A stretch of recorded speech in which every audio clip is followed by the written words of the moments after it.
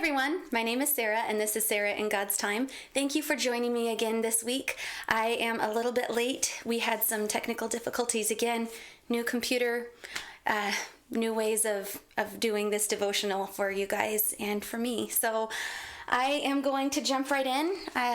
We are going to start in 2 John, and it's going to be the second half of 1:5 and then all of 6. And so it says, I ask that we love one another, and this is love, that we walk in obedience to his commands. Now, whenever I first came across this devotion or this little piece here, I thought it was very interesting and I was a little bit suspicious, just because whenever I heard this, it reminded me of this 5-year-old that I watched over the summer one year. And she told me once, whenever I would not let her have a popsicle for breakfast, that if I really cared about her, I would let her have this popsicle for breakfast. And I'm sure that any of you who have worked with children, they have this mindset of, I need this right now. And so this was a little bit confusing to me. If this is love, that we walk in obedience to his commands, referring to God's commands. When we walk in God's ways, we are showing God that we love him. And that's an act of obedience to God. And so I was really confused. I'm like, well, what is God asking of us anyway? And it kind of says it here. I ask that we love one another. But for me, whenever I did this, there's a little bit more than just loving one another and loving God. That's a summary, actually, that we'll come back to in a minute, where Jesus actually talks about it. But first off, whenever I first started reading this, I discovered Exodus 22 through 17 when I was asking the question, well, what does God really want from me? And so Exodus 22 through 17 is a little bit longer of a read, but it's not too terribly long, so I really hope that you will look this up for yourself. Remember, I'm just one resource of many, and I'm pointing you back to the Bible. So please take the time to go back and read this if you can, because it's really good stuff. But Exodus 22 through 17 is talking about the 10 Commandments, and I'm going to give a brief summary of the list of things that God is asking of us when we follow him, when we show that we love him. And he says, you shall not have other gods before me.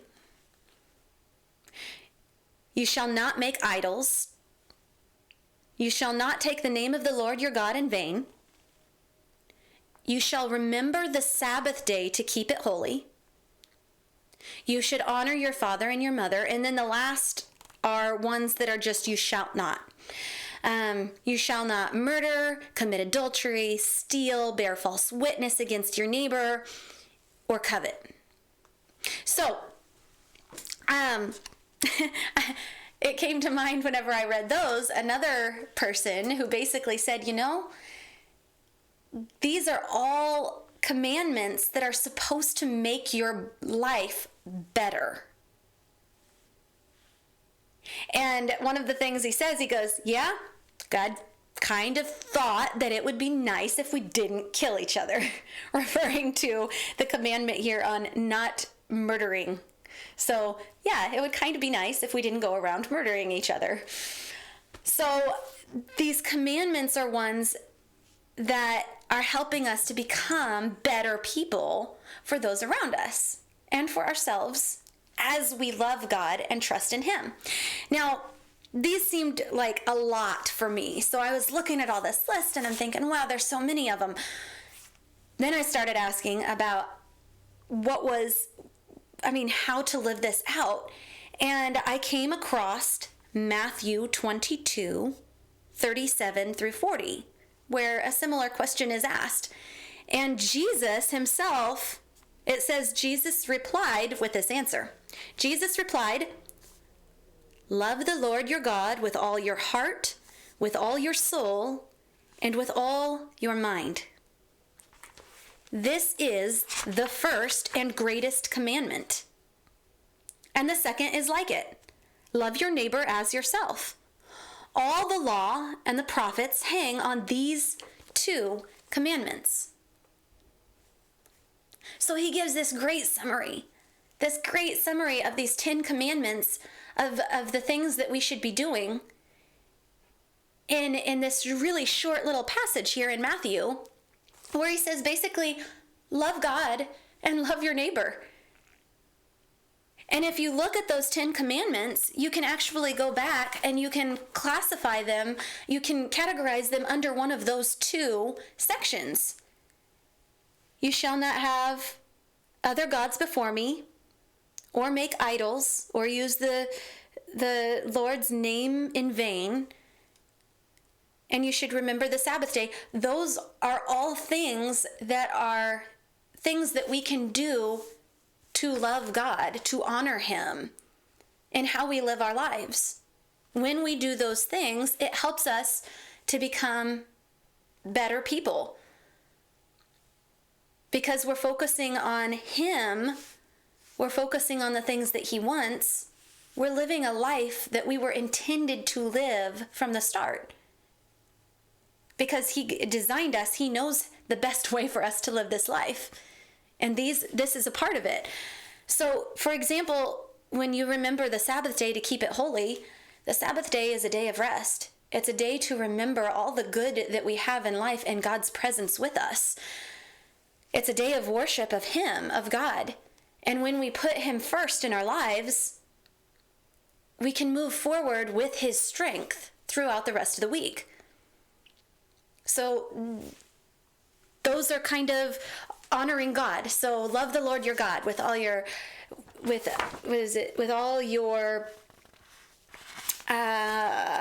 the Lord your God with all your heart, with all your soul, and with all your mind.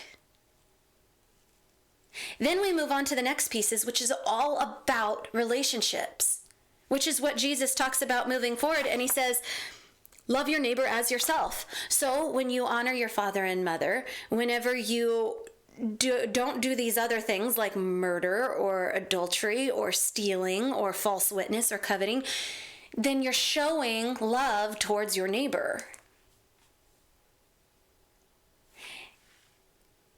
And in doing these things, you tend to replace those not doing those things with things that are better for you and for your neighbor. At least that's what I've seen. So when we love God, we seek to obey him. And the way that we know what he wants us to do is through prayer and through Bible reading. His commands, or his desire, his list of desires for us, is to live in love, which is what our passage here today says.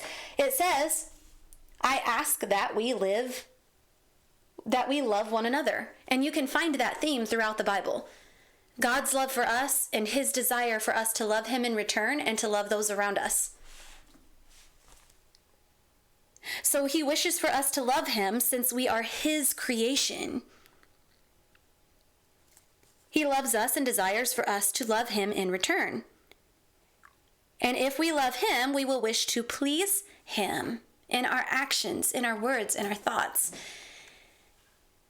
All the other commands fall under the category of loving our neighbors, those other people whom God created and loves and knows at a deeper level than any of us will probably ever know another person.